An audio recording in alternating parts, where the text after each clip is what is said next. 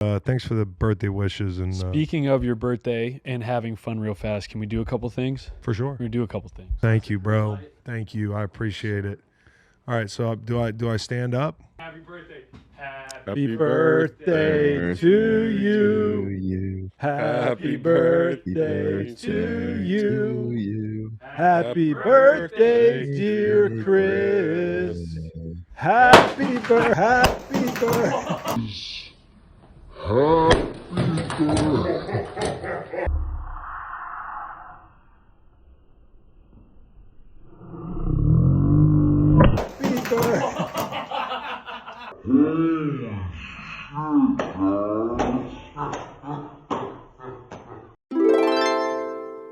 Welcome to the Green Light Podcast presented by BetMGM. If you haven't signed up for BetMGM yet, use bonus code GREENLIGHT and you will get up to a $1,500 first bet offer on your first wager with BetMGM. Here's how it works. Download the BetMGM app and sign up using bonus code GREENLIGHT. Deposit at least $10 and place your first wager on any game. If that bet loses, you will receive up to $1,500 in bonus bets. Just make sure you use bonus code GREENLIGHT when you sign up.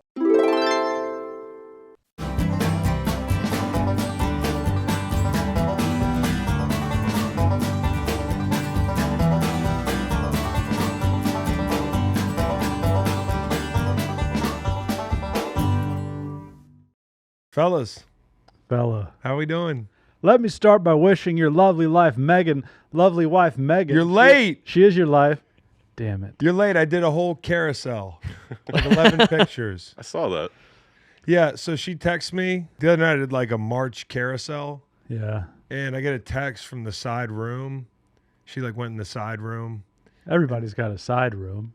aka the bedroom. I was putting the kids to bed, and she was really tired because I was on a guy's trip for like 4 days, and she texted me, "Do you have a side piece?"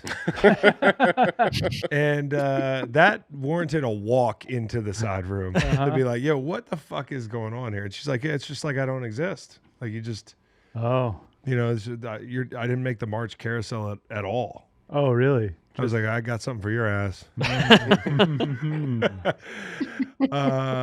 And I'm not even gonna. You know how like sometimes you got to clear the pictures. Do you like this picture? Yeah. Usually she just says no. That's how we end up just with ripped. a sausage fest carousel.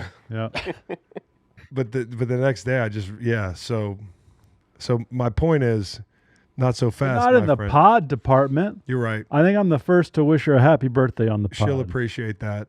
Happy birthday, Megan. Happy birthday to my lovely wife, my lovely MLW.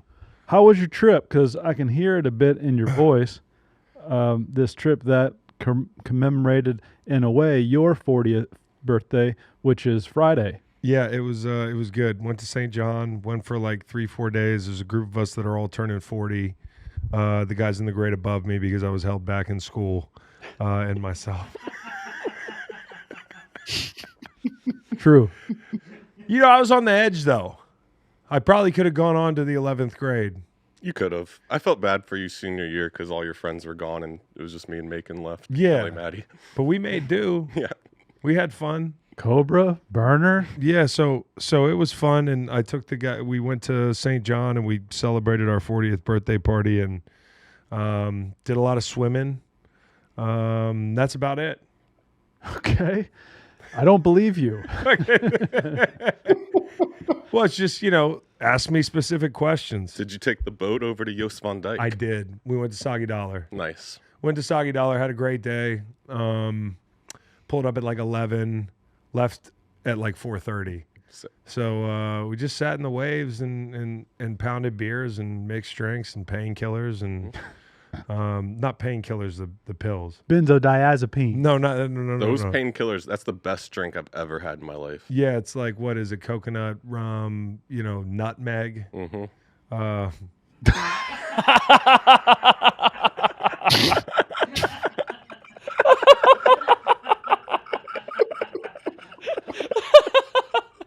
You guys are a bunch of 6-year-olds. You're like Terrence and Phillip. I got a whole fucking team full of Terrence and Phillips. Get a hold of yourself. Guys sell fucking houses for a living. I'm sweating. I know.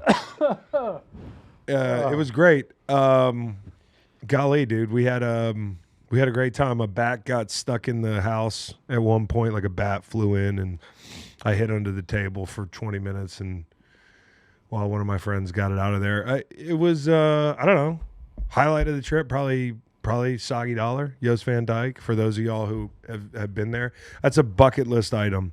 You do need a passport, you know, because you cross international waters to go over there to Yost Van Dyke. It's a swim up bar for people who don't know. It's basically like the world's perfect swim up bar, because you're not swimming up in a pool, you're swimming up in the ocean like most beach bars, but this one's better. I don't know why it's better, but it's just better. It's the most pristine beach. I mean, I would put, like, this is an elite body of water, or like an elite water destination, the U.S. Virgin Islands. I think if you don't have a passport and you had to go somewhere, you go there. Absolutely. It's incredible. The water's perfect. And Virgin Gorda, where I usually go, is not far away, but St. John is really cool too, because it's so mountainous. And it's all national park. You can just go anywhere. It's pretty much, a lot of it is national park. And most of the beaches are awesome. And the nice thing is, like, everybody's living up the hill. Mm-hmm. So, like, there's not a bunch of beaches that are dominated by, like, you know, big houses. So everybody can just go to the beach and chill. The Did it look like this at all? I was like, whose feet are those? Yeah, Kenny Chesney's. I was gonna say that's Kenny Land. lives there. Yeah. Man, if we look at those little feet. Kenny has the biggest house on the island. Listen, He's got the smallest feet on the island. he shares a birthday with your wife. And March 26th. Happy birthday, Kenny Chesney. Yeah, he turned 57. He said, "Thanks for all the birthday wishes. Love you guys, KC." Day before, he was inducted into the Country Music Hall of Fame. So was that him there? Yeah, it's him. Like the other day? Yeah, So he was there when I was there? Yes. We didn't hook up? Nah, that's a miss. You know, the last time we saw Kenny, we just hung out and hung out. We sure did. We sure did. After that Pittsburgh Steelers concert Kenny was like, up in Pittsburgh "I think I'm gonna go get some rest." at Acrashore. The after party. I know, yeah. I knew I liked you. I've had enough of you guys. Yeah. No, but Kenny Chesney's house his old house was not far from where we stayed, so it was a good trip. And now I'm home and I'm turning 40 coming up. So Any sort of existential malaise about 40? no, I don't think so. I think that's over. I think the biggest existential malaise comes when you have your third kid and you're like nail coffin. Like, no, I mean, like, you know, it's not. But if you have plans for like later in life, you know, you think about it. I'm going to be almost 60 when my kids get out of high school. Yeah. There Goes My Life by Kenny Chesney. Exactly. Yeah. Game Over by Little Flip. For those of you who are less country musically inclined. Mm-hmm. No, I was going to say to you guys that maybe this is a good time to do it to open the show, but like, you know, this was the vacation. We had football season. We were all barely hanging on. I've alluded to burnout a lot. I feel like it's a conversation I owe you guys. Because, like, when I got into this thing and making, like, probably the same thing, but, like, one of the things I value is that the listenership knows the hosts or the hosts. Like, that, the shows I like, I feel like the people listening know the people on the show. And I feel like I've been shorting you guys. I think what I haven't told you guys, I was starting to feel guilty about it. For a while, I really, like, this fall, I got really burnt out and I hated the job. And at first, I want to apologize to you guys because I feel like at times, because of where my head was at, I wasn't the best me, you know? And when I got in this thing, I was like, oh, you want to enjoy it so that people can feel that. You know, the enjoyment comes through in what we do. But it just became a thing where, you know, I looked up at the end of the season, I was like, I haven't been myself long enough that I don't know, as far as the guy sitting in this chair is concerned, I was like, I haven't been myself long enough that I don't know if he's coming back. You know, and it's not to be dramatic about it because it's just a fucking podcast. But for a lot of people listening, it's probably more than that. And so, like, I was nervous that, you know, there were times where I woke up and I was like, I think we're good here. Like, just got to get to the end of the season and figure out what's next. But spoiler alert, I want to get back in the swing of things, and I can't imagine, Reed working somewhere else, or Macon just being a real estate agent, or Nate opening up Pokemon cards on his personal account. Like, that to me is just a bridge too far. So, like, we've assembled this awesome team of guys, and like, part of what was keeping me going, honestly, and this isn't me being like, oh, I care about you guys, what I do, I guess. I was like, man, I can't quit on these guys. But the truth is, to be able to do this job, I have to enjoy it. So it can't be about you guys. So, like, respectfully, I'm going to continue and get back to doing, hopefully, what we were doing for a long time. And maybe most of y'all didn't notice anything. Like, part of it is I'm pretty good at compartmentalizing, and I was in a bad place this fall. Like, we've talked openly as a group about burnout. Like, you guys have always been like, hey, Chris, we shouldn't do that. You're going to get burnt out. Like, just yada, yada, yada. And part of, and excuse me for going on this rant at the front of the show, but it dovetails nicely into what I wanted to say about the future of this podcast is, like, one of the things that comes with being diagnosed with ADHD or something, which they were like, hey, you have a lot of it. After I played football, I was like, I always knew there was something a little fucked up about me. But, the thing about this is, like, burnout's real. And I think Reed will attest to this because he's also been in the cockpit with me for 5-6 years now, right? 6, yeah. And, like, we worked like damn, like, digital coal miners for the first 3 or 4 years, dude. And I feel like I just started to figure out how to work smarter. But in football season, I hadn't figured that out yet. Like, last year, we had 6 hours of live programming a week, bookending the week. I had Inside the NFL. I was trying to do midweek pods. I'm terrible at saying no, so people hit me up and be like, well, you want to come on this show? You want to come on this show? And I know people are going to say, like, big whoop, I work for a living. And listen, that's part of it. Like, as I near 40, you ask about an existential crisis. My crisis at times was, I'm a fucking podcaster. You know what I'm saying? Yeah. And to y'all, that sounds cool because you're watching. But, like, part of me was my midlife crisis involved, some people, it's like a Corvette or, an ex-wife. For me, it's, I want to disappear. Like, I want to take my family and move into the woods and not come out, because if I'm lucky, I got 40 years left. And what have I been doing with the last 5 or 6, sharing every detail of my life and putting myself out there every day?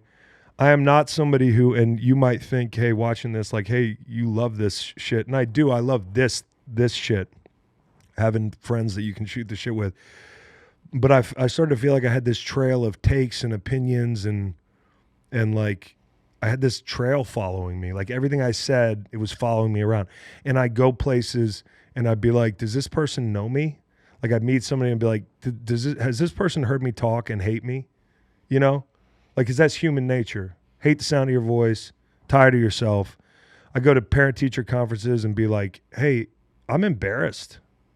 You know what I mean? Like, I talk about cross dogs and duo and jacking off for a living. Like, that's what this show is. It's like a sophomoric football show. And there's a place for that. But I was like, do I have to do it? Do I have to be the guy? There's plenty of shows like this. And my kid's I got a 9-year-old, a 6-year-old, and a 1.5-year-old.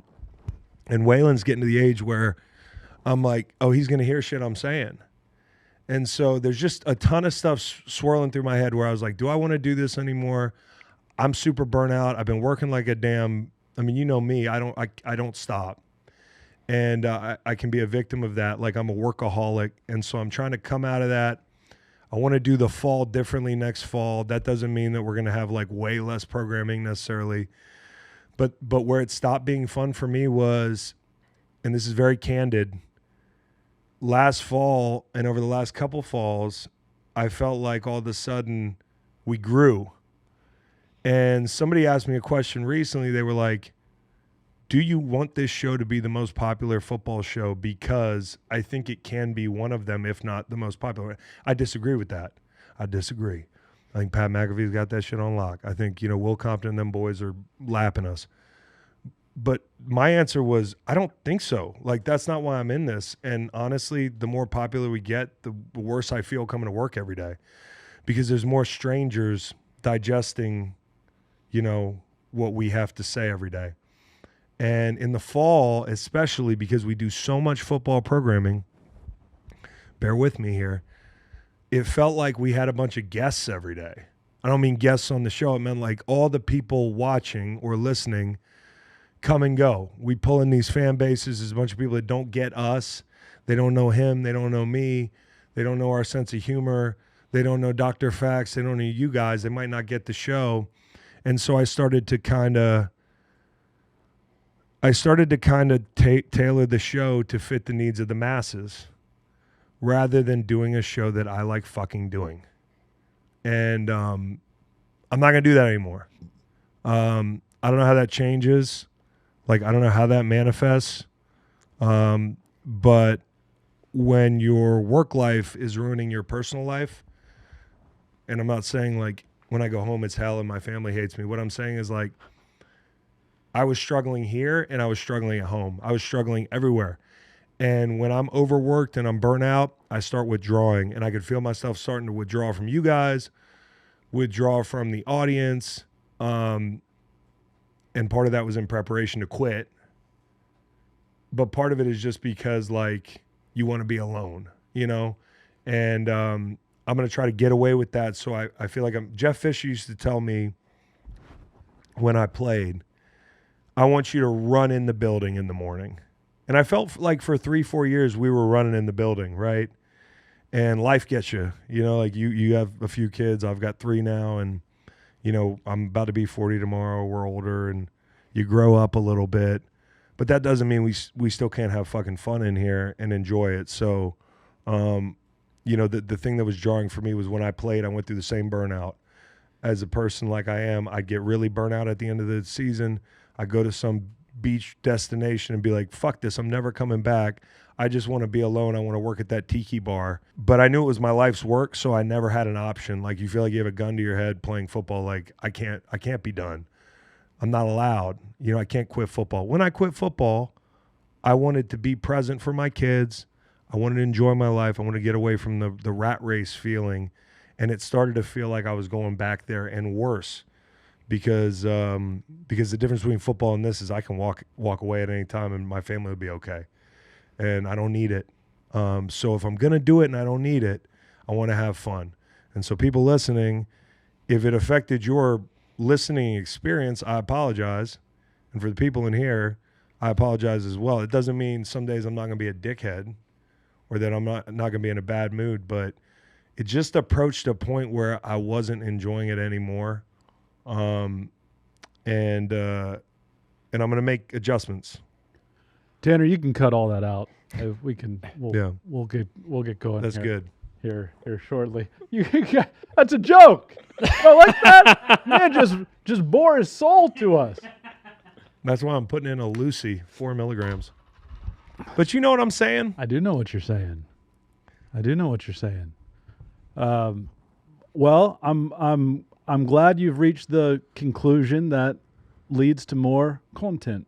Well, just fun. Fun content. Because you're Just damn good at it. You know that, right? But that's another thing is like, is this what you want to be good at?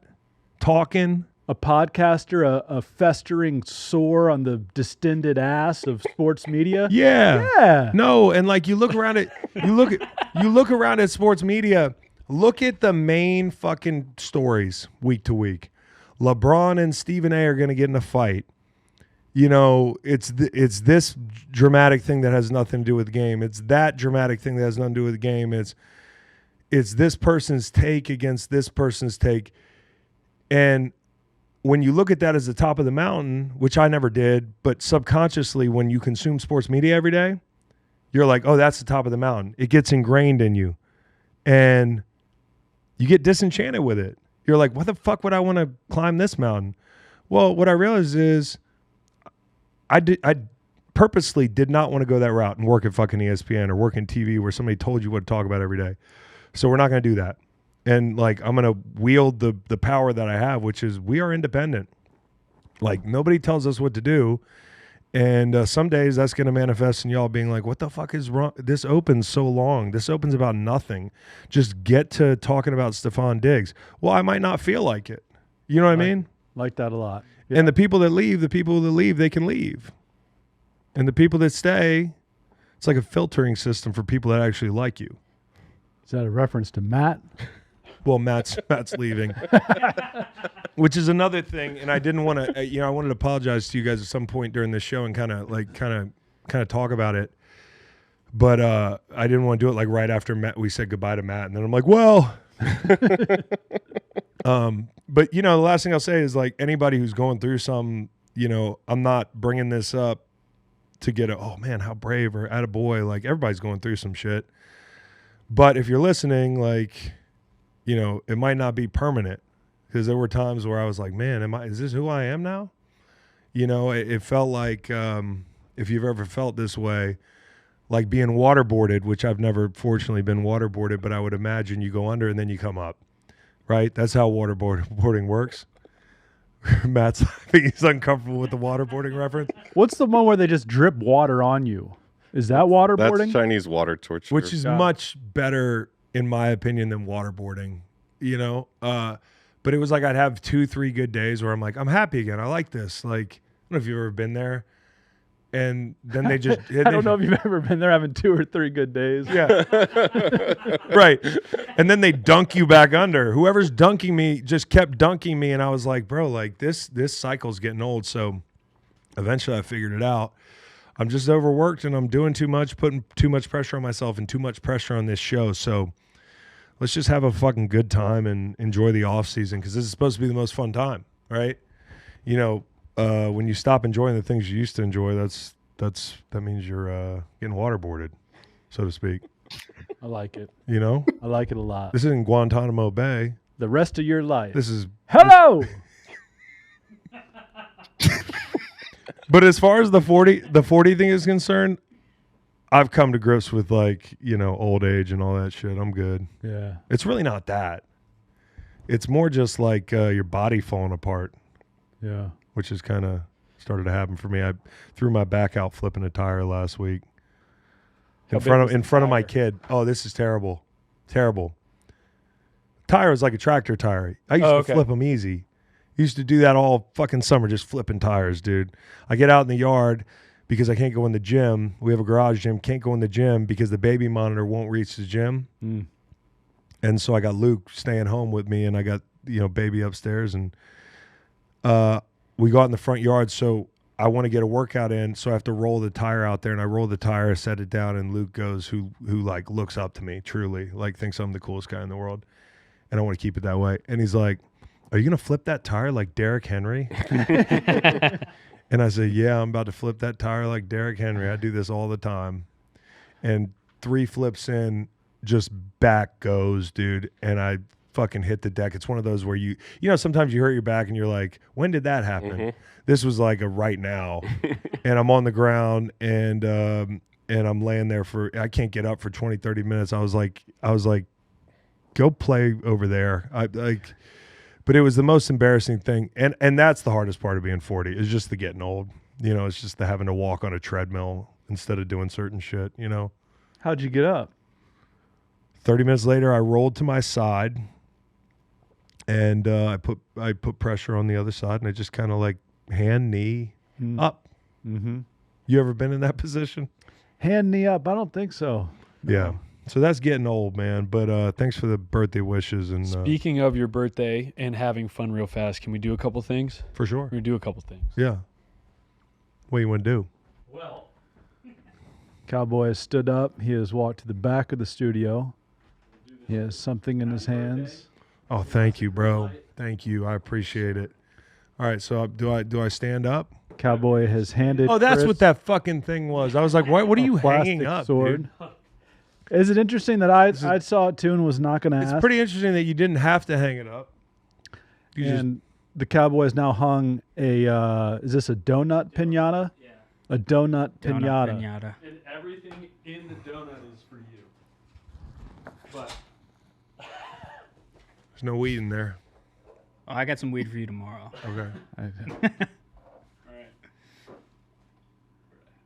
Cowboy is now attempting to hang the pinata from the Oof, that's awfully close. studio ceiling. It's attached to a very expensive set of lights. Well, you don't know that. It could be cheap. About average. All right, and we're gonna sing "Happy Birthday." Happy birthday to you. Happy birthday to you. Happy birthday, dear Chris. Happy birthday. Oh, there's booze in there. See a Maker's Mark? There's a bunch of Starbursts. Booze. There's a couple kayaking things. No way. There's paracord and clips so you can tie your boat off. Thank you, man. This is awesome. And a sword. I can keep the sword. Please keep Yeah. the sword. Got chocolate and shit. And we have a sash and a tiara. Thank you. Look at the camera, Chris, and say, thanks, everybody. Thanks, everybody. Oh, my camera. Sorry. Thanks, everybody. Thank you. Tiara's for you. Sash kind of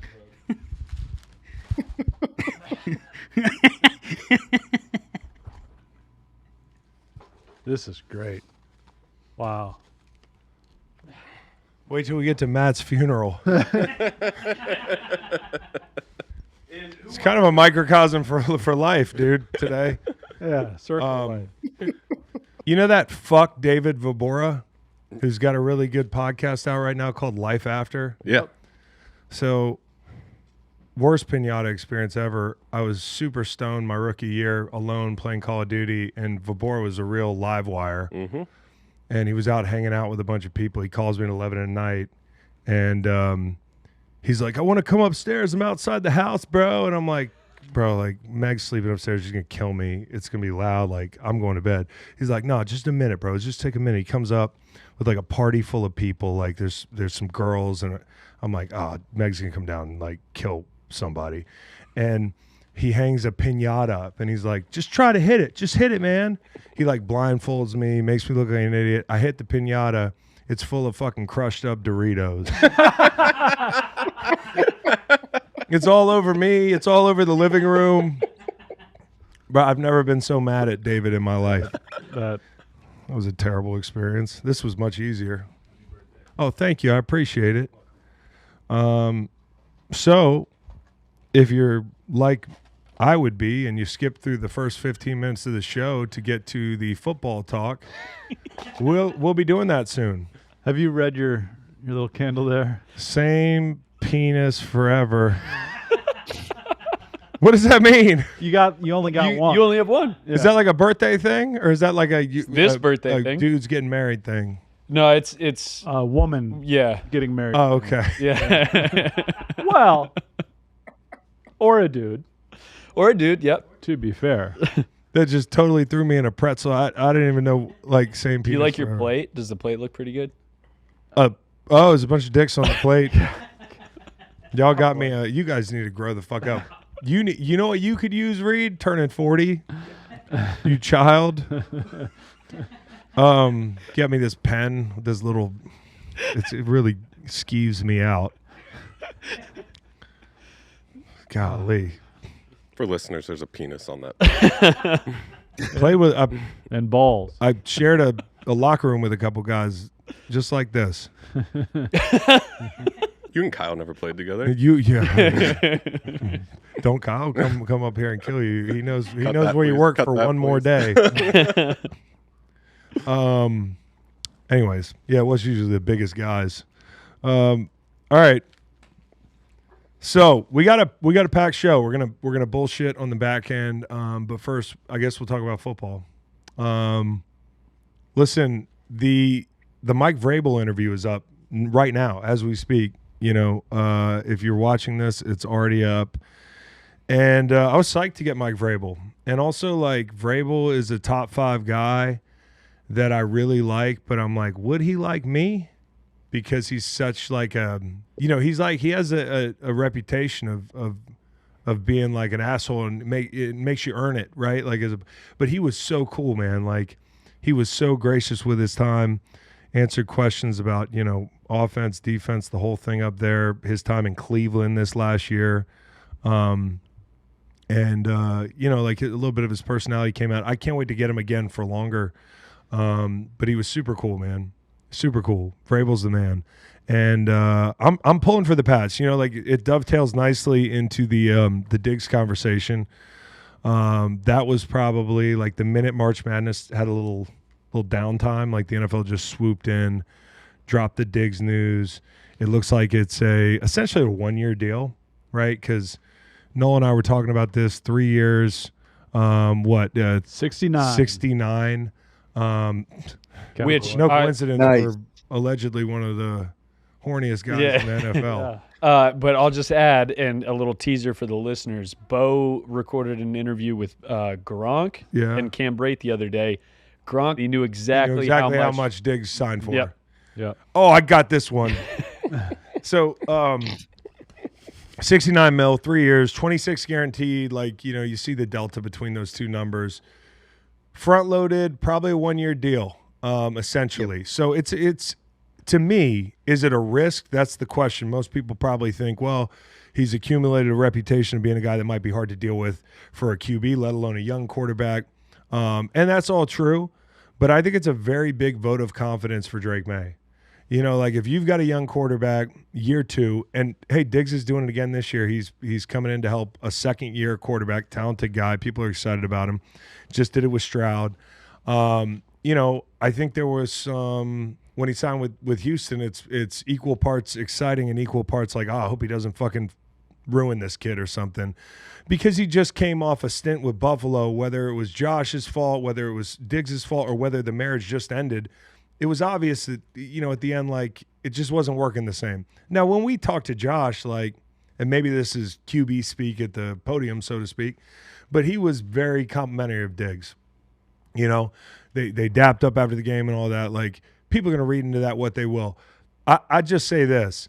They wouldn't be doing this if Vrabel wasn't confident in the maturity of that young quarterback who we sat with in New Orleans and loved. And also, he probably was able to call his folks in Houston, including Nick Caserio, and ask what kind of guy he was. How was he? I know what he was on the field. Guy was on pace for 1,000 yards, right? New England hasn't had a 1,000-yard receiver since 2019. It was Julian Edelman. And now he's doing games with names. So, this is a big deal. The guy had 500 yards basically less than halfway through the season. I think he can still play, but don't forget about the fact that Vrabel can call Houston, was there years ago. Probably hey, listen, if I want to know how a guy is, I'm going to ask the equipment manager. I'm going to ask the trainers. I'm going to ask like the people that like in a player's mind, especially a player like Diggs, he doesn't owe those people anything. On the surface, as a player, you do owe those guys something. You owe them your respect, and I want to find out if those guys were given respect. And also, they're the people that are in the building the longest. So I'm sure there are people in Houston that he was able to talk to that maybe weren't coaches, that were from a couple staffs ago and said, hey, like, he was great. Like, he really, all this Diggs hoopla, it just didn't show up. Now, maybe the season didn't go long enough, and maybe it's not a 1-year thing, and maybe that's why it's kind of a 1-year deal. But I trust Vrabel as a gambler. And, the second part of the risk is he might be washed, right, Meg? I mean, he's coming off an ACL, 32. wrong side of 30, right, which is a big, ugly number. Wait till you get 40. It's even worse. But this is his second year doing this, right? We talked about his production, and I think Josh McDaniels, the quick game is a big part of what he does. Getting the ball out on the perimeter, the screen game, that sort of thing. This is a guy who you can get the ball to outside the numbers a couple different ways. And I think it's exciting to think about a Drake May who showed real promise throwing balls outside the numbers last year with touch and with distance, that this is a guy who can win. He can beat press. You talk about like beating a Sauce Gardner, who's one of the pressiest guys in the league. He's aggressive. So was DJ Reed in New York. I would imagine those guys are going to stay aggressive with Aaron Glenn being the signal caller in New York. I would imagine that they have plans to make a run at this thing in the next couple of years. You know who plays really aggressive? Kansas City. So you think about like corners like that. This guy can get off the line. When I talked to a former guy in secondary, when he was healthy, he was damn near impossible to get hands on. And so here's a guy who's going to play his ass off. If he can bottle it up, that kind of passion is going to help the group. And you have to maximize the rookie deal window, right? We know that. But I also think it's about maximizing Drake's development, right? Like, it's not as simple as, well, if we don't have – if we're not ready to win right now, don't pay anybody. Don't bring this guy in. There's too much risk. Like, you've already said, hey, number one, we can win right now. Like, it feels like they're starting an expansion team. They have so many damn starter quality free agents. This leaves this part of the build, which is the most important part, the development of the quarterback, in a good place where at least we're throwing something at him and he's going to have somebody to throw to. Because it's not good for your development if you're throwing to nobody for 2 years. So it's worth the risk. And I think it's an exciting time in New England, man. Didn't have to wait long to get some excitement. So if you're a draftnik and Pat's stick at 4, do you think it's still weapon a la Travis Hunter or T-Mac, or is it now offensive line? No doubt. Nolan had an interesting take on Travis. Yeah, so I think – so number one, coming back to Coach Vrabel, you go back to the combine, his press conference there, talked about adding a perimeter threat, somebody who can make those contested catches. And this Diggs deal, I think it makes sense in anticipation of that. They kind of would complement each other in that way if they are able to add that piece. So then you look ahead of the draft. Yeah, maybe it is Travis Hunter. Before you added Diggs, Mina said it on the show a couple weeks ago, if you bring Travis Hunter in, he's the best receiver on the roster from day one. So if he goes to New England, it might make sense for him to be an offensive player, kind of as his home position. Maybe you play him some defense in the red zone. But to Macon's point, there's other options there too with T-Mac, with Matthew Golden from Texas, ran 4.2 at the combine. That adds more speed in the outside lane for them. Could you and here's where I would say, like, I would imagine they're going to go tackle like that. If I had to like make it's not a foregone conclusion. Yep. You were talking to me the kid out of Oregon. There's Will Campbell. There's the big freak show out of Oregon too. Yeah. So they have. The tackles of interest. Yeah, or Will Campbell being one of them. Armand Membu. Yeah, another guy whose name comes up a lot. Where's he go to school? State. He's Missouri. Missouri. I had him mixed up. Yeah, the kid out of Missouri.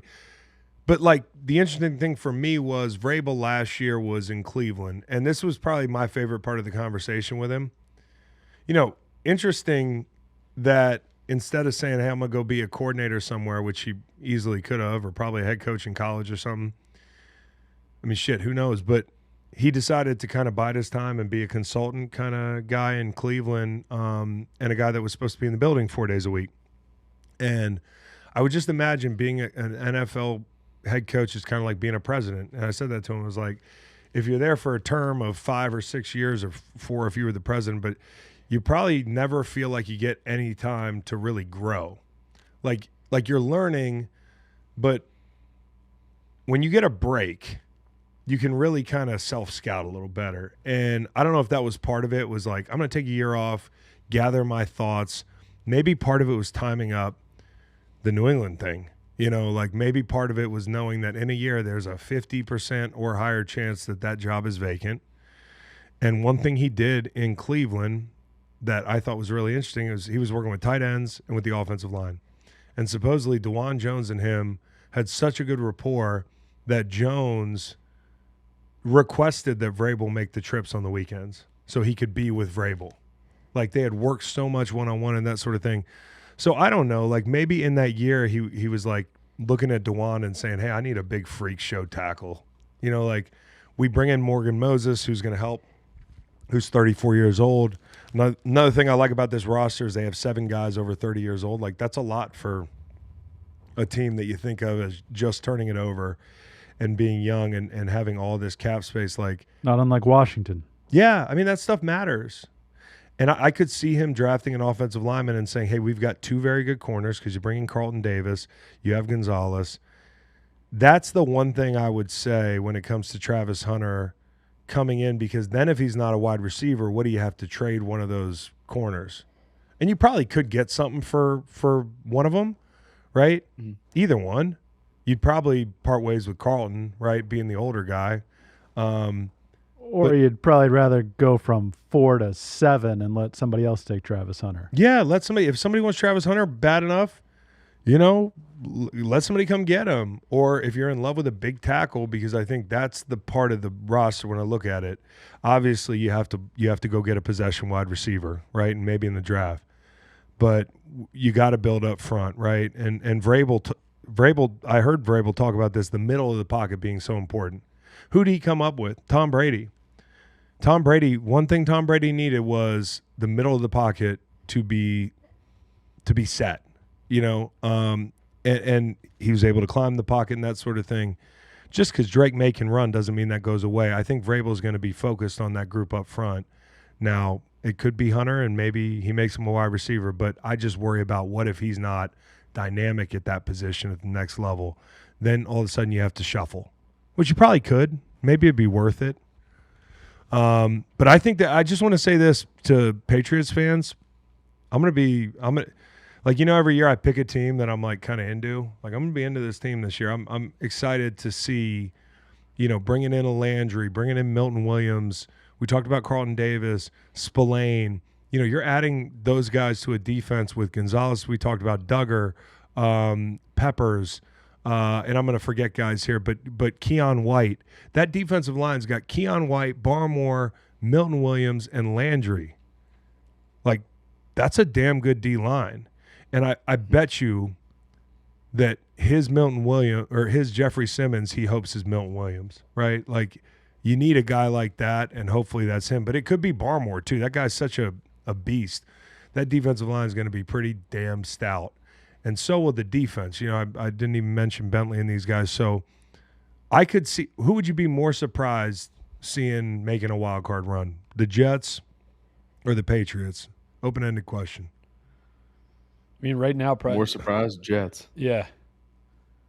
So, I mean, in a division where Miami's Dr. Jekyll and Mr. Hyde every year, depending on the injury status of the quarterback and how they play in big games, like you look at that second game they played Buffalo where Buffalo had things to play for.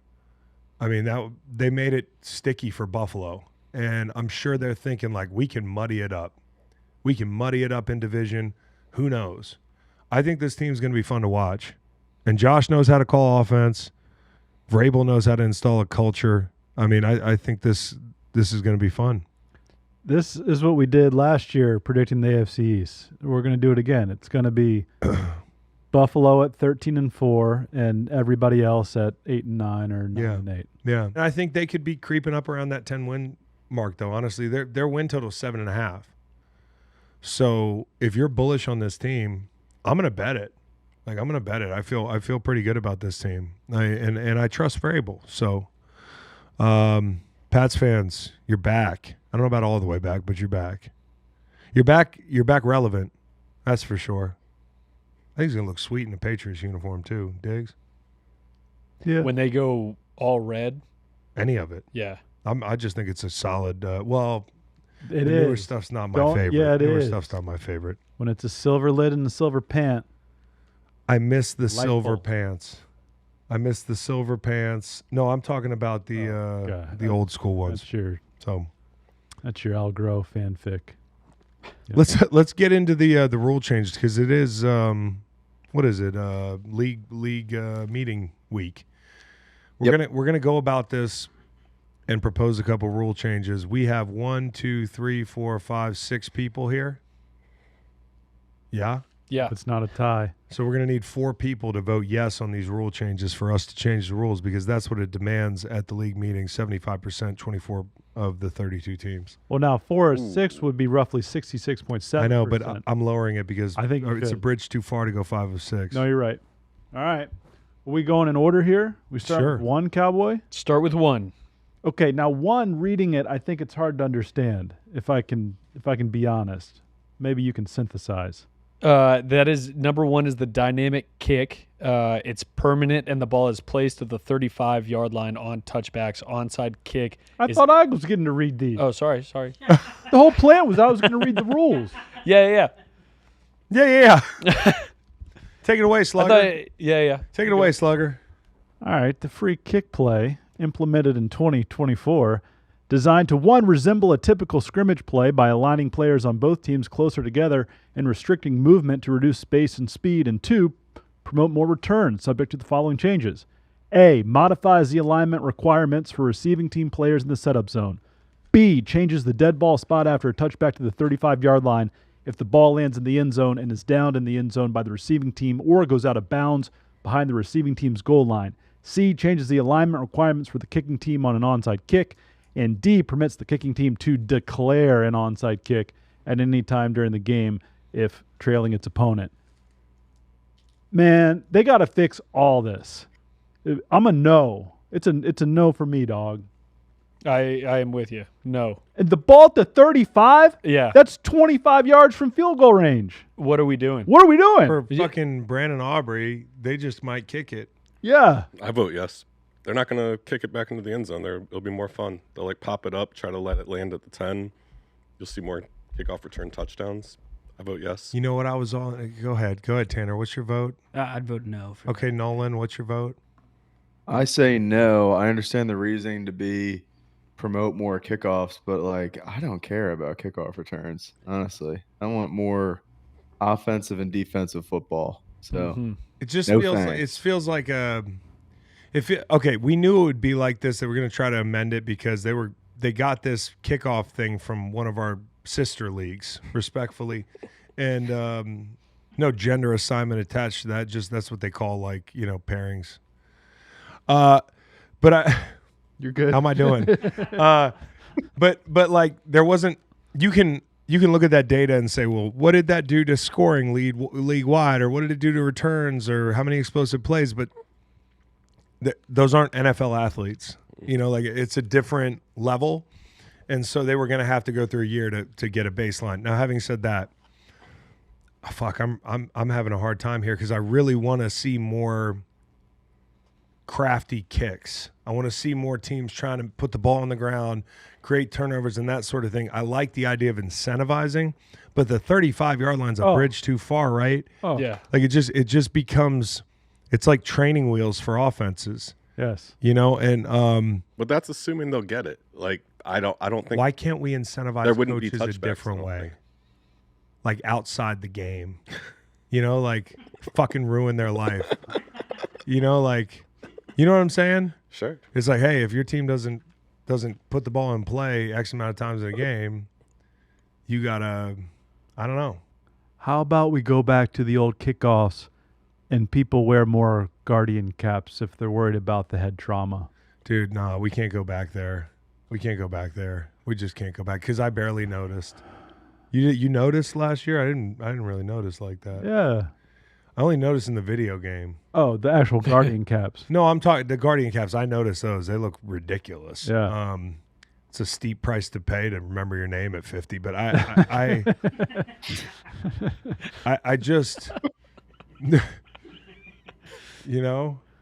I wear one of those things. I don't want to remember my name. I don't want to know who I am. When we were kids, there were kickoff returns. Yeah. And it was sweet. Yeah, it was. Touchback went to the 20. We had proper drive. But then dudes were getting clapped. wedges. You want to get the wedge back in the All right, outlaw a wedge. your wedge?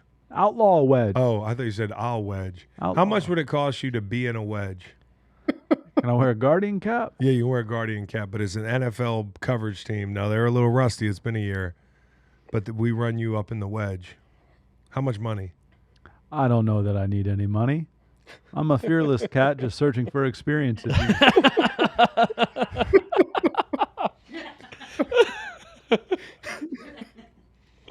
I don't know. I vote no. Come back to the table next year with a better proposal. Yeah. Amen. Let's be careful about this thing, because once you do it, then you're gonna be changing the rule every year, and then people are gonna get fatigue on this thing. Correct. So I do vote no. Already So that there. does not pass. Going number 5. All right. Recommended by Green Bay.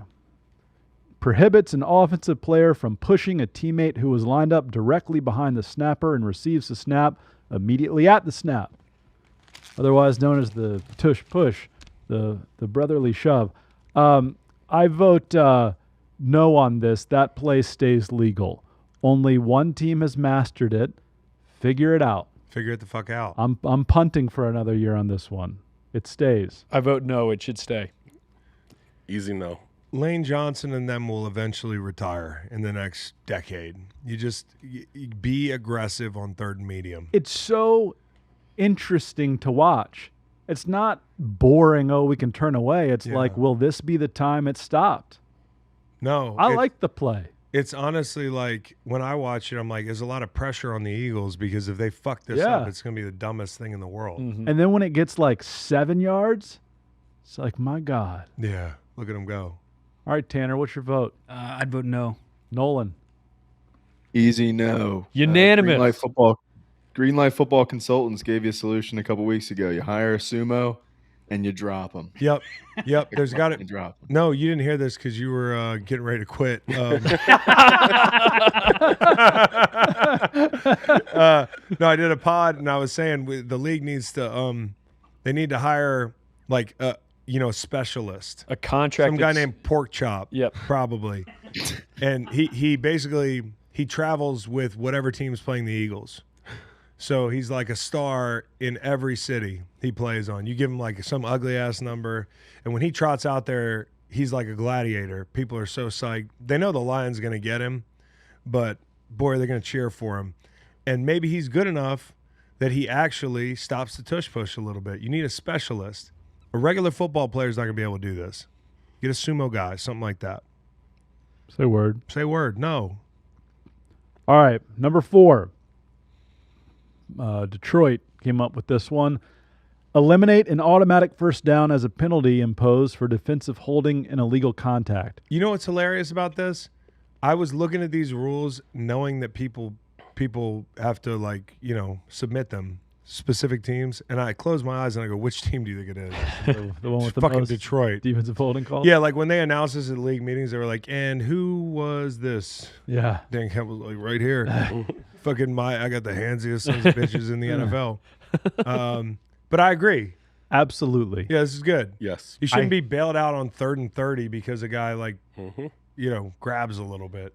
Biggest bummer there is in officiating. 5-yard penalty, automatic first down. Yep. Tanner. Yes. Nolan. Yes. Look at that. Group thing. Another I'll be unanimous. damned. All righty. Yes. Submitted by Philadelphia. Align the postseason. Could you imagine if we ran the government, how good we'd be? We just put it on C-SPAN, and this is how we do things. And people would be like, well, it's transparent.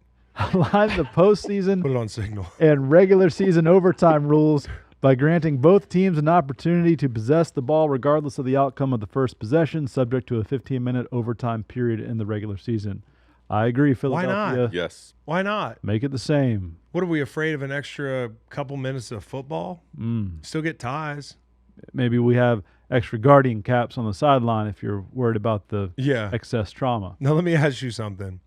In this scenario, and maybe I didn't read the bylaw close enough, but like, is it now like you got to put, because in the postseason there's no ties. So are there ties anymore? Does anybody know the answer to that?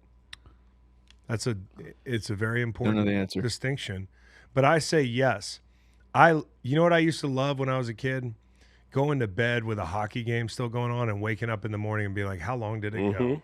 How long did the Senators play the Penguins last night? And then my dad would be like, bro, they played till like 1 a.m.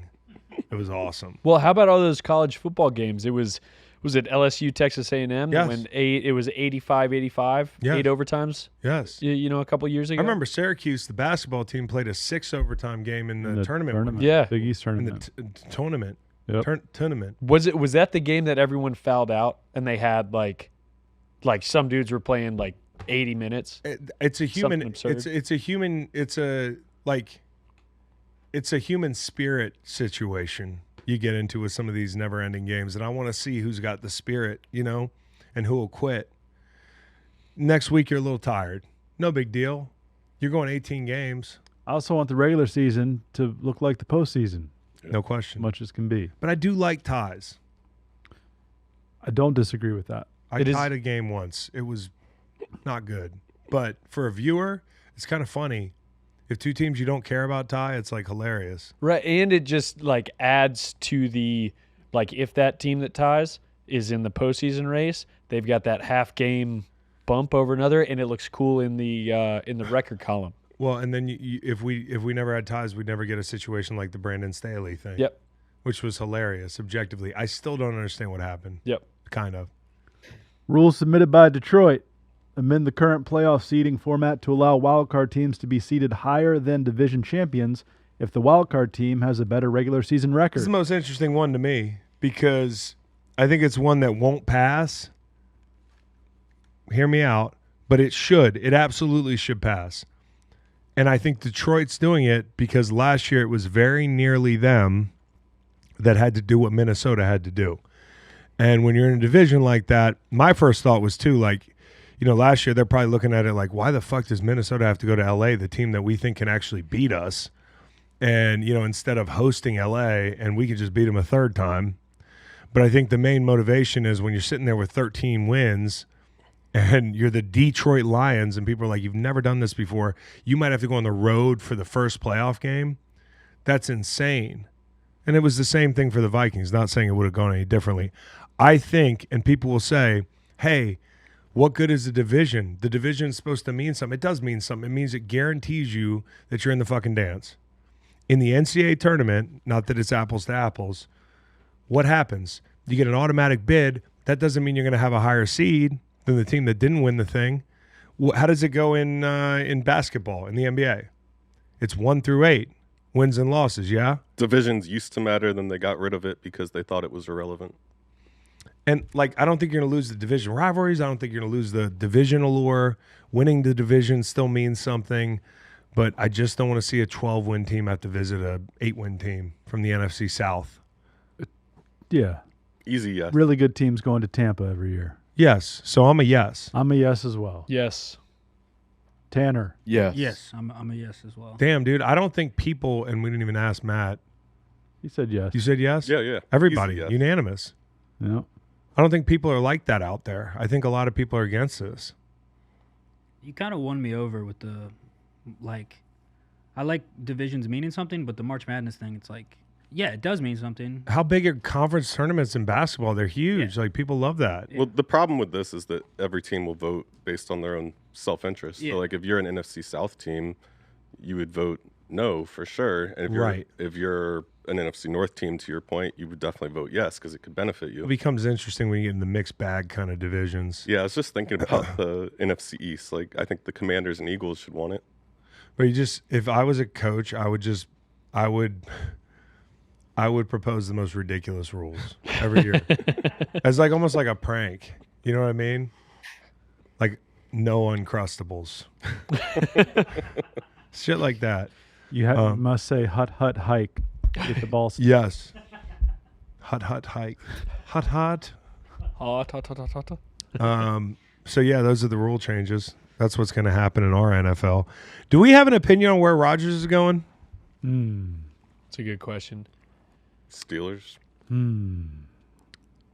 I just heard a report today. I read a report today. And I don't know if it's true. It's Schefter, right? Did Schefter say this today that Rodgers is now mulling retirement? What? You think I'm... No, it's funny language to use. Oh, nobody wants me, so I'm mulling retirement. Yeah. That's exactly what's going on. I mean, listen, Rodgers is not going to be the guy that wants to chase teams. That's not... Nobody wants to be that guy. But a lot of guys finish their career that way. He doesn't want to finish his career that way. That's a weird look, right? And it's also pretty sobering when you can really still throw the ball, and people don't want you. I think Minnesota is probably number one for him. Although I disagree with his thinking, I think Pittsburgh is number two, and then I think the Giants, that door's shut because they have the most interesting quarterback room in the NFL. That's right. Now, And it's worded, the report from Schefter, that Aaron Rodgers may take the 2025 season off. Not retirement, just off. oh, Like, come on. I'm going to sit this one out, boys. No. We don't need that. What about like the Titans? Obviously, a little like seems like they're showing up for Cam Ward, but is that like some spot where, hey, let's take a gamble on him and maybe we could pick? I don't think Send he him to wants that. Cleveland. If Cleveland's not in love with Shador Sanders, couldn't get any worse. Like, people are going to be like, yo, this is the coolest quarterback that you've signed in years. Yeah, Other guy was a sexual predator. This guy just sits in a dark room. Pittsburgh is the fourth gloomiest city in the United States. If you like darkness. Oh wow. Yeah. Yeah. Do you know the others? They're all- Gloomiest. You they're said all- gloomy? Yeah, least sunshine. There are a lot of cloudy days, a lot of Rust Belt cities, you know? Seattle won? I don't know. I told you. I Here, don't know. don't look. What part of uh, I don't know do you not understand? Fair 3 Fairbanks. close. 3 is Buffalo, New York. 2 is Portland, Oregon. You're reading. You told us not to look, but you're just reading them. Well, because Well, yeah, I was telling you. Anchorage, Alaska. He wants you to be surprised when he reads Yeah. them. That's how podcasting, you know, like, Wow, you're surprised. whoa. That doesn't make any sense. There's like multiple cities in Alaska. Yeah, Yeah, but it's about where the mountains are, I suppose. might have been a popular. I didn't make this fucking. Joe Roberts made this up Yeah. from move.org. So anyways, I don't know. Noel, do you have an opinion on where Rodgers ends up? We got to do this. It's an obligatory segment every week now until he retires. My opinion is that he goes on to the rest of his life. Retirement. I kind of, Done. and I like that too because, Aaron, you've done it all, bro.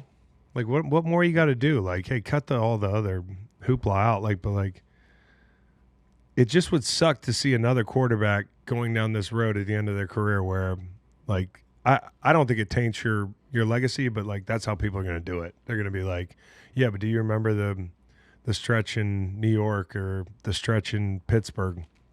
And I'm telling you, when he was in Green Bay, most people know this, but if you were born yesterday or like didn't watch a lot of Packers, I mean, he was probably the best thrower of the football I've ever seen. The best, and then there's the greatest. That's the Tom Brady category. The best to me was Aaron Rodgers, and I'd hate to see him, waste another year doing some bullshit.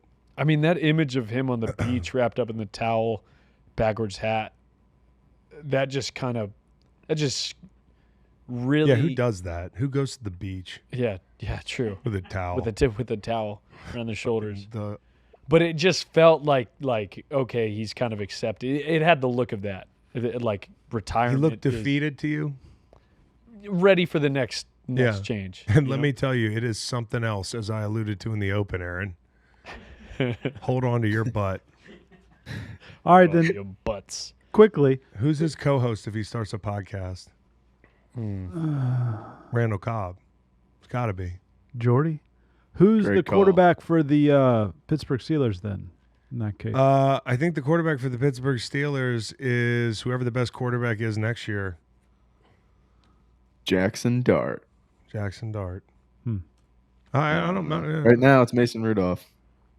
Yeah, it's a funky wrinkle when you're sitting there at this time of the year and you're not picking in a spot where you can get a good one. You think Drew And, Lock is available. Man, the Steelers. Who knew that when Ben Roethlisberger retired, it was going to be? We're going on 7 years. Revolving door almost. It's crazy. So, anyways, that's enough about Rodgers. Guys, the B block is here. That's enough football for today. Macon, you got the B block. Listen up.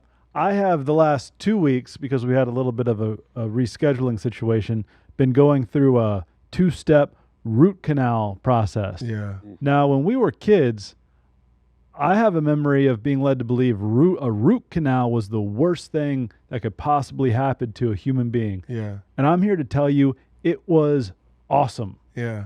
Shout out Dr. Katie Lee.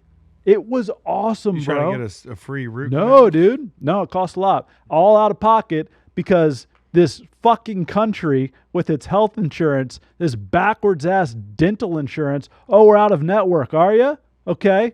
I got dental insurance. Oh, well, we'll submit it to you. Okay. Cool. We'll submit it to them. Okay. What the hell does that mean? Well, maybe they reimburse you. Maybe we reimburse you, maybe we don't. Like what it's wild.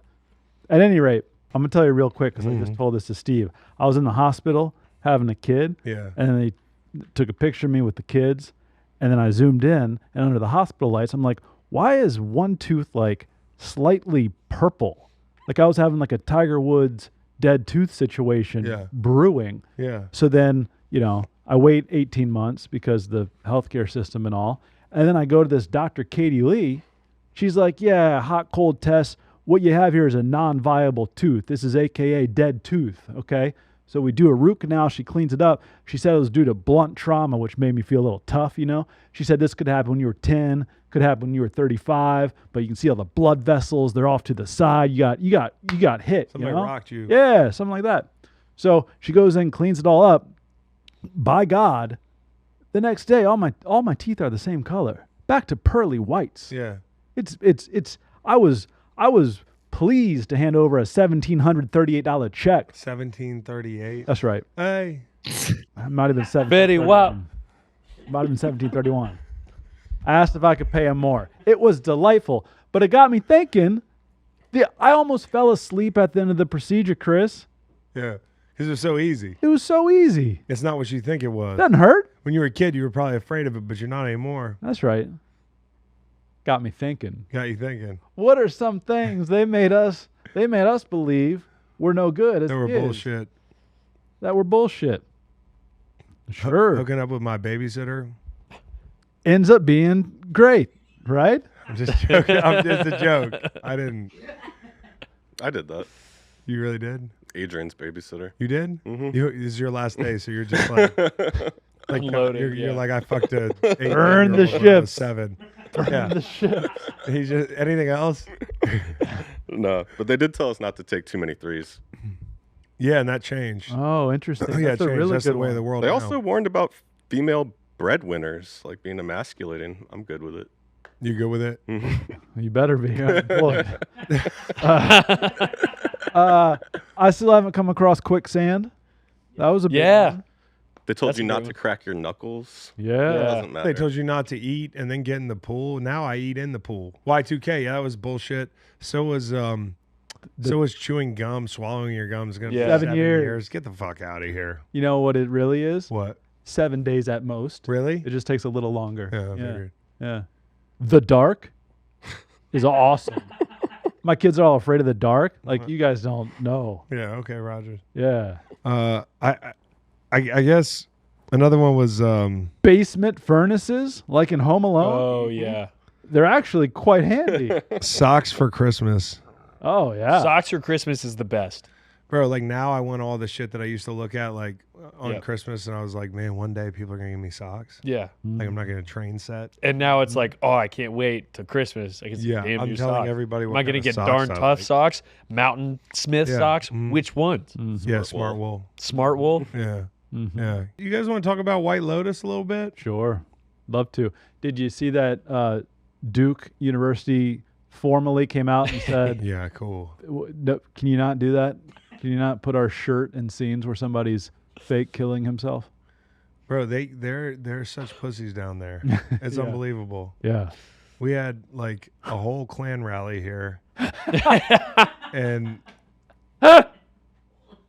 seriously, and they get one bad character in a Duke T-shirt on a fucking TV show. We weren't even responsible for the rally members. We rolled with it. Yeah, well, We didn't. you said we- that the wrong way. We roll with the punches. Yeah. We didn't roll with it. That sounded a little different. Okay. The folks were bussed in from Ohio, Florida, Yeah, the yeah. typical. We got them statues up out of here. Yeah. Yeah, melted them down to smelt. Power to the people. Is that what it is? Smelt? Yeah. Yeah. Wow. Good word. Yeah, I pulled that one out of my ass. Lotus, man. I feel like the first 4 episodes could have been 1. I feel like the last What? 2 could have been 1.5. Dude, I saw Not my this. season. I saw one of these, I saw on Instagram, on Reels, one of these smart guys with a podcast, and they were all, film critics, and they were like, this is the worst season. And then I heard you say it a couple times ago when we were on the mic, and I was like, I don't fully agree with you. I've actually enjoyed the season. I have. I love it. I think Mike White's formula is good enough that any imperfections, you can gloss over them. Show a cock once a year and you're good. I don't want to see anybody's cock. By the way, that was supposedly a prosthetic. It was. What is it with them doing prosthetic dicks? Some people don't want to show their privates. There only been 3 seasons. This is the third best of the 3. I'm not hate watching. I'm if we see enjoying it. Greg Oden on next year's White Lotus, we're like, no prosthesis needed. Was the gentleman Theo James? He showed his, also right? a prosthetic. Yeah. That was also okay. Also Steve Zahn.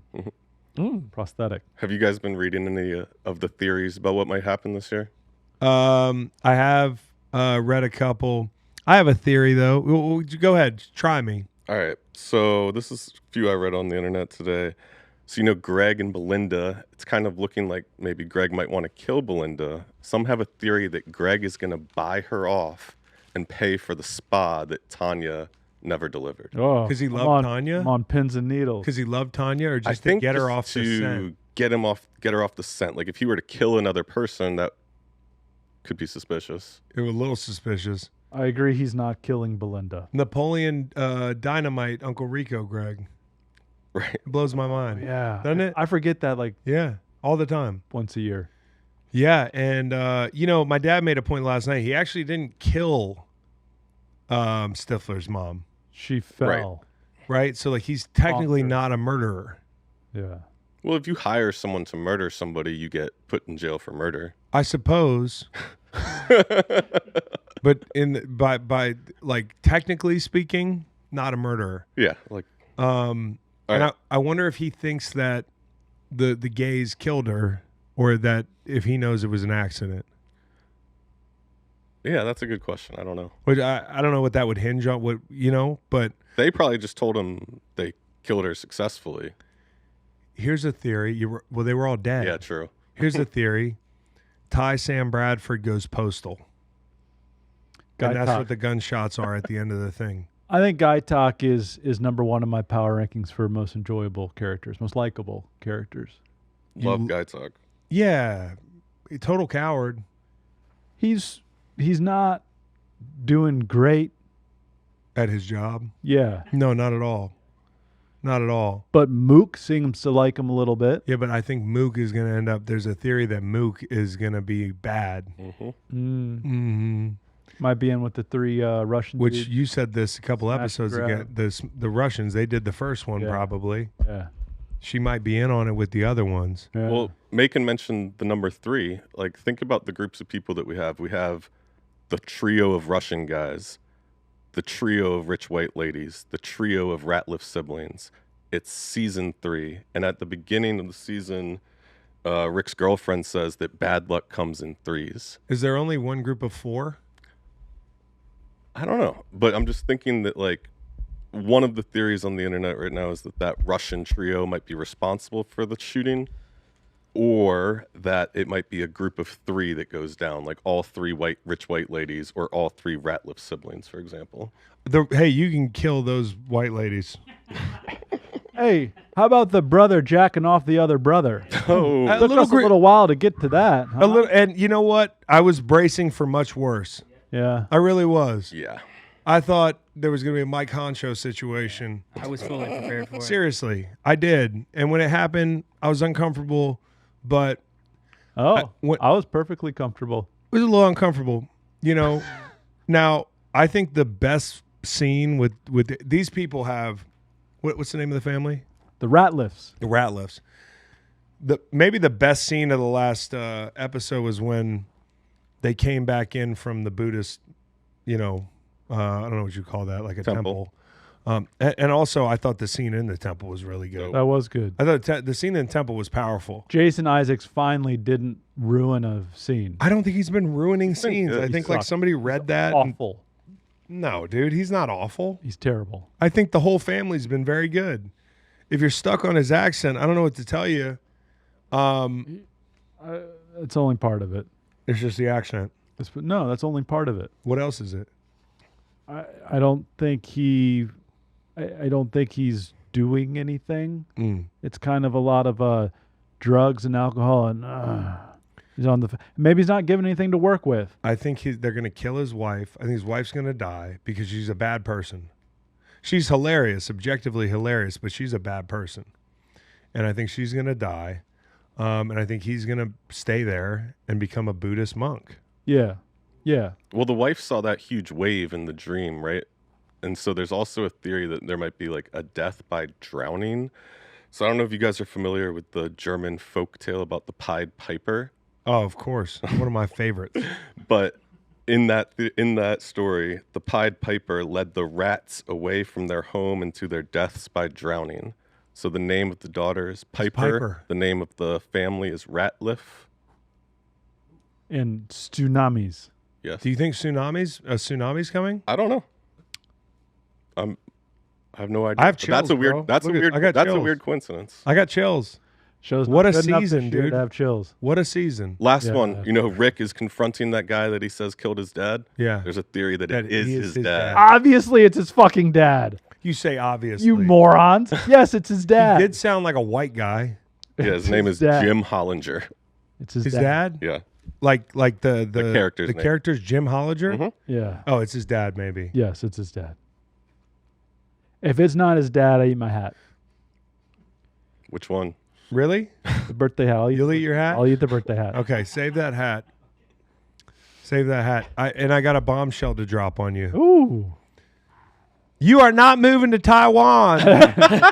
Well, no. That's good. That was good. The best bombshell is that I haven't seen the Severance finale. I'm 40 minutes into the last episode. I fell asleep last night during it. Oh, that happens in all the. I'm a little anti the whole like, here's what you got to do. There's this floor, there's that floor. You guys got to like, it's the Matrix a little bit. Like they're trying a little too hard to make it smart. I very much like the second half of the finale. Okay, I'm looking forward to it. I think you'll appreciate it. I just don't, for the life of me, I can't understand what's his name, Mark, his Audi. Yeah. He's a terrible salesman. Yeah. He came across so shallow and just fucking like, of course the innie wants to live. Yep. You know what I'm saying? Yep. That's all he's got. Yep. So I'll get back to you tomorrow on that one. Yeah, I'm gonna refrain from saying more. This is bullshit. You guys said you wanted to talk about Severance. I thought I was getting a package. Oh, that's funny. Quitting jokes. Well, do you want to speak on your next chapter? Sure. Can I do it in a way that's related to your favorite television shows? Sure, which one? Damn. All right. So let's start with Seinfeld, which I know you know. Huge fan Inside of. and out, bro. So I thought about coming in today and just trying to do the George Costanza. How you doing? What are you doing here? What? I work here. I thought you quit. What? Quit? Who quit? One I of your love that scene. One of your favorite clips. That's I knew one of you my liked favorite that. scenes. But I figure since you guys all remember me quitting, it probably wouldn't work. So then I was a little nervous to quit. You know, it's kind of like a family, kind of like a team, kind of like one of your favorite shows, The Sopranos. Made me think about Eugene Pontecorvo asking Tony if he could get out the family. Of course. We go back a long way, Tom. Yeah, we do. Fucking CYO basketball. You believe that? It mean a lot to me and Deanne.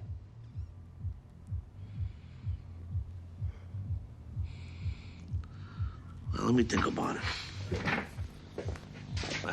So unfortunately, Tony then tells Syl to tell Eugene that he cannot leave the family and he has to stay. and then Eugene kills himself. So I didn't want to go that route. But I know how much you love Mad Men. Mad Men's like your favorite I'm really into it. fucking I'm show. two episodes in. And I feel like our relationship is just like Peggy and Don, and it just kind of came to its end. Peggy and Don like don't. with them. They don't. No, they don't fuck.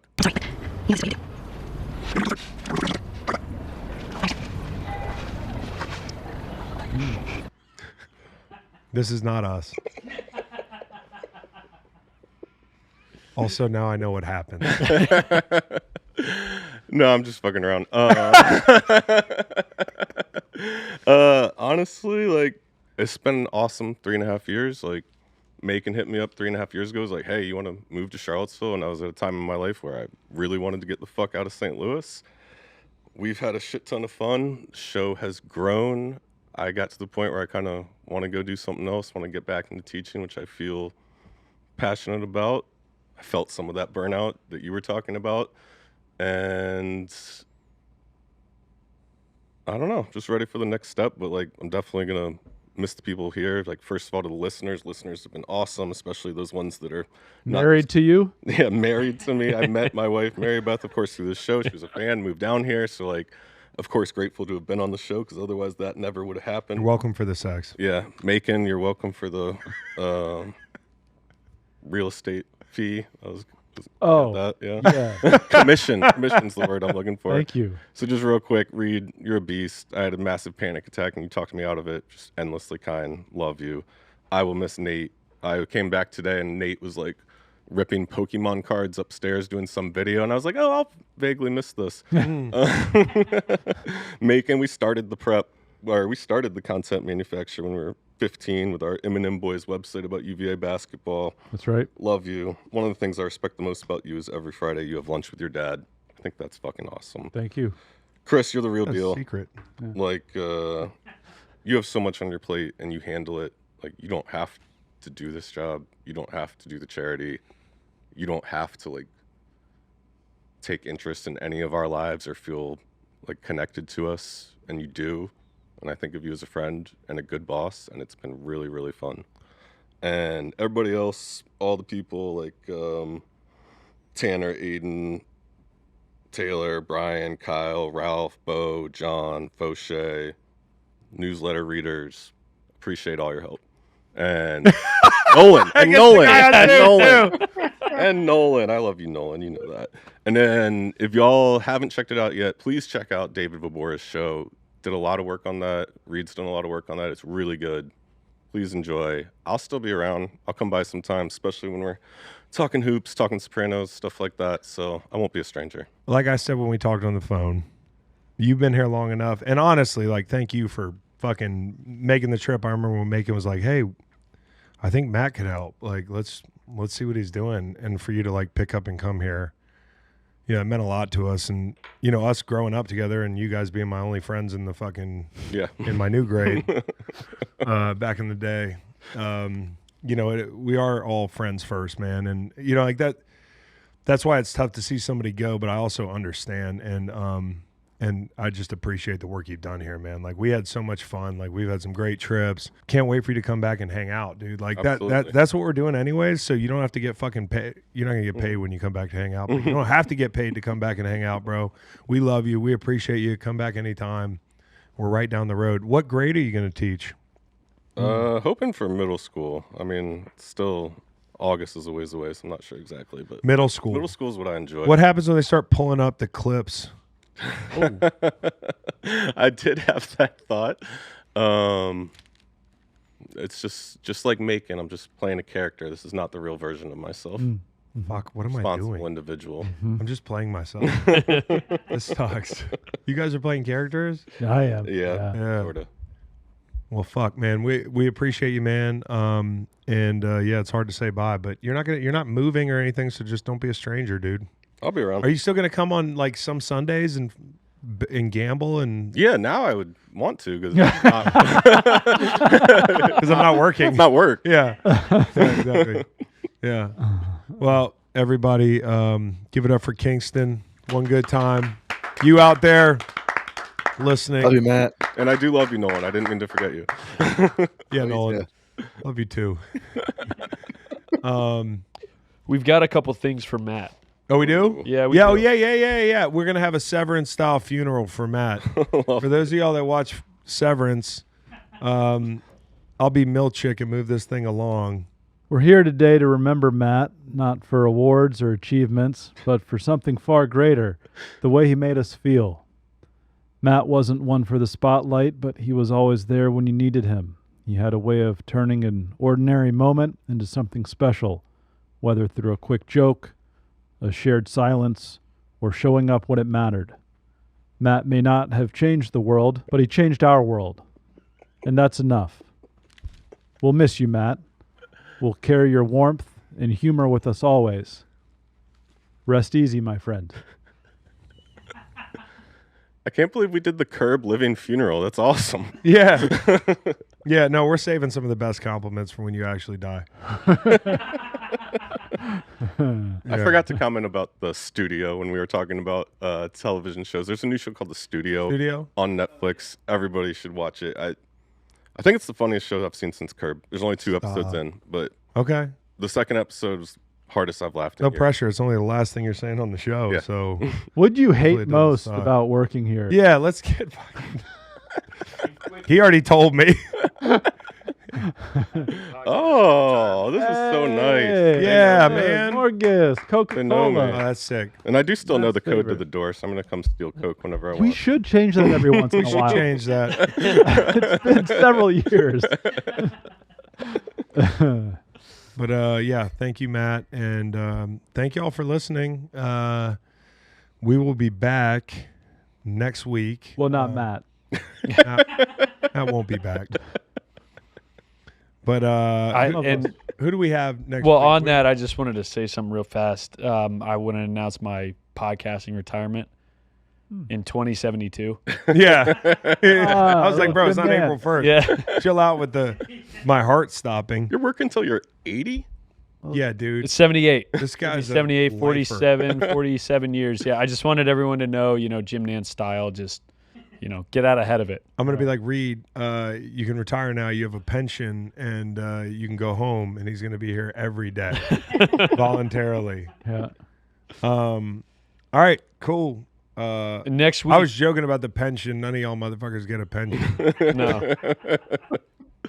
That's why I'm going back to the public schools. We get paid Somebody in Yeti. carry him down the stairs like so he doesn't fall or anything on the way out. Is there now a job opening, or are we gonna have like a? No, I actually have not done any work for like over a year. That's fucking good. Stepped right. But it on looks my- like I'm working. Yeah. Stepped all over my casting couch joke, but Well, I can't find my my cone, so that's the end of the show. I'm gonna get to that. Thanks again, Matt, and we'll see y'all next week. We got a big time basketball guest. that's right. You know who it is? I do. I'm excited, Bro, here's what I'm insane. gonna say to him. I'm having a hard time not fucking hating you.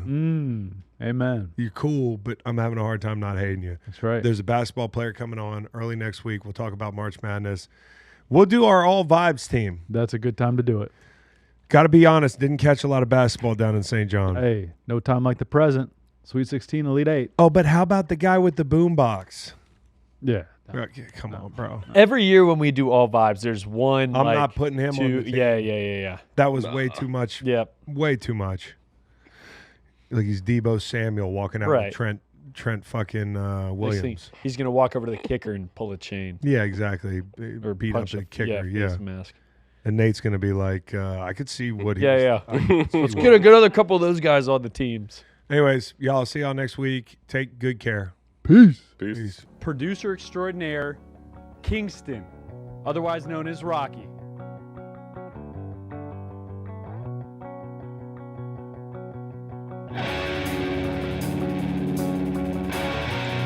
Ooh.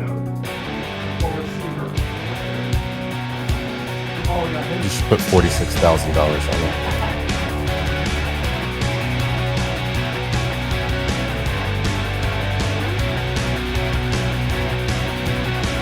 Yeah, that Cranberry's really good. I feel like you have talked about Ravens offensive linemen more than any other position group. If you bet the guy that scores the longest touchdown, I guarantee you, you're happy no matter what. Yeah. But yeah, at the start of every show, you're going to say Lions team total is minus 120. The Patriots.